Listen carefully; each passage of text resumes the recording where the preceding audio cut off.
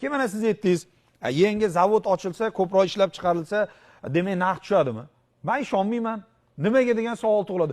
O'zbekistonda bitta zavod ochildi desa, yuragim o'ynab qoladigan bo'lgan. Nimaga? Nimaga desangiz, bor, o'sha narsaning narxi oshib ketadi. Bo'ldi, monopoliya bo'lib, chegaralar yopilib, mana BTV texnikalar deymiz-ku, maishiy mahsulotlar O'zbekistonda chiqishni boshlagandan keyin o'zimizda chiqqan maishiy mahsulotlarni odamlarimiz Qozog'istondan olib kelsa arzonga tushib turdi, qarang. O'zimizdan olsa, mana bir viloyatli dilerda, men tasavvur qiling, diler u aytib turibdi, Qozog'istonda deydi, men o'sha zavoddan olgan, o'zimizda chiqib turgan zavoddan olgan diler narxidan ko'ra do'konda arzon deydi, bozorda arzon deydi.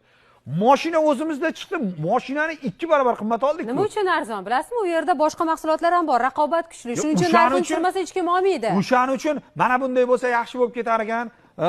Zavod ochyapmiz, qilyapmiz, zavod bo'lsa yaxshi bo'lib ketadi, arzon bo'ladi, biz ko'proq ishlab chiqaramiz, boshqa bo'ladi.